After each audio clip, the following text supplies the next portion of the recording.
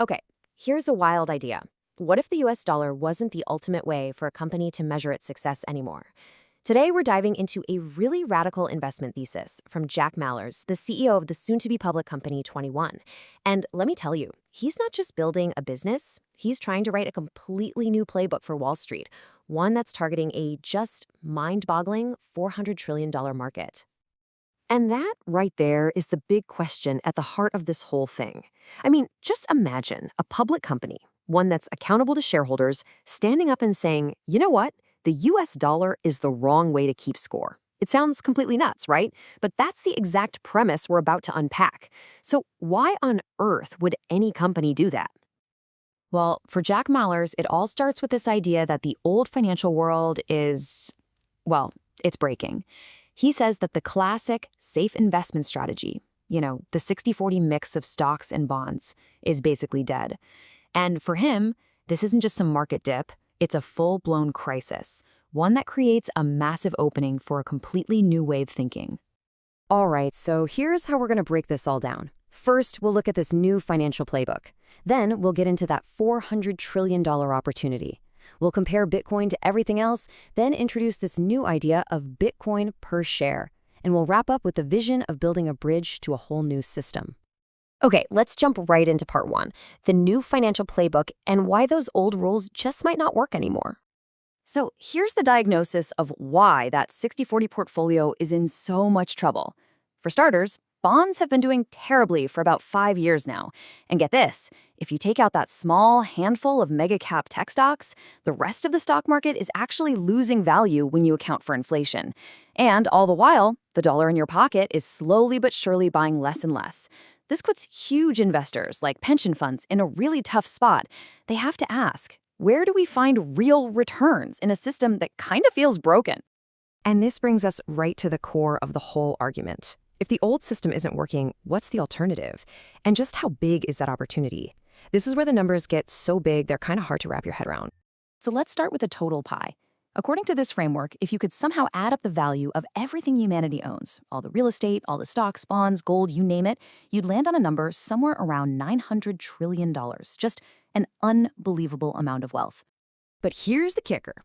Mallers argues that almost half of that, a staggering $400 trillion, isn't being used for its main purpose. It's just being used as a giant savings account. I mean, think about it. Most people who own, say, a dozen properties or huge stock portfolios aren't living in all those houses or running those companies. They're using those assets to store their wealth. This huge ocean of capital is just looking for a safe place to park value for the future. That, he says, is Bitcoin's real competition. And this gets us to a really important idea, a monetary good. It's not about what an asset does, like a tech platform. It's about how well it holds its value over a long time. The argument here is that Bitcoin isn't competing with Visa or PayPal.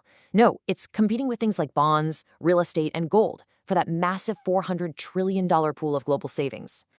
All right, part three, Bitcoin versus the rest. So if Bitcoin's goal is to be this global monetary good, what does that make everything else in the crypto world? This is where Mallers draws a very, very sharp line in the sand. So in his view, the market is basically split in two. You've got Bitcoin on one side, trying to compete for that $400 trillion global savings market. Then you've got assets like Ethereum on the other side. They're framed as venture capital bets on new technology platforms, competing more with Amazon or Google. That's a much smaller market, maybe $2 to $3 trillion. It's the difference between a global money and a speculative tech stock. They're playing a fundamentally different game. And Mallers himself is super clear on this point. He basically says it's a shame that Bitcoin even gets lumped in with things like Ethereum or other cryptos because they couldn't be more different. He thinks lumping them all together as crypto just confuses people about what they're actually investing in. So that brings us to part four, Bitcoin per share. Okay, if Bitcoin is this unique $400 trillion opportunity, how do you actually build a public company around it? And this is the how. The company 21 and its totally new metric. This is where things get really wild. For decades, public companies have lived and died by earnings per share, or EPS. But here's the problem, right? It's measured in dollars, a currency that can be printed and loses value over time. So your earnings might look like they're growing, when really it's just the dollar shrinking. The company 21 is proposing something new, Bitcoin per share. The goal is super simple. prove the company is creating real value, measured against an asset that has a fixed supply and can't be inflated away. You can think of Bitcoin per share as a direct promise to the shareholders. The company is basically saying, look, our one job is to grow your wealth in Bitcoin terms. And if we can't do better than you could have done by just holding Bitcoin yourself, then we failed. It's an attempt to create a really honest, transparent way to measure performance in this new financial world. So how does a company actually increase its Bitcoin per share? Well, the strategy has two main parts. First, they acquire Bitcoin directly for their treasury, using smart capital raises and acquisitions. Second, they build profitable software businesses. But, and this is key, instead of just holding the profits in cash, they immediately convert those profits into more Bitcoin, constantly growing that core asset base. And this all leads us to the final big picture vision. The ultimate goal here isn't just about one company's success. It's about trying to enable a huge shift in the entire financial system. This bridge metaphor is just a fantastic way to frame the whole mission. On one side of the canyon, you have the old world of finance with all the problems we've been talking about. And on the other side, you have this potential new system built on Bitcoin. But all those big institutional investors, they're nervous about crossing.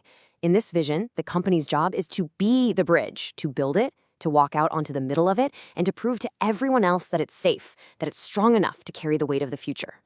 And that leaves us with the really big question, doesn't it? Is this the blueprint for a new financial system, one where success isn't measured in a currency that's designed to lose value, but in an asset that's provably scarce? Or is this just a fascinating but ultimately niche experiment? Honestly, who knows? But whatever happens, it's a pretty bold attempt to tear up that old playbook and write a brand new one.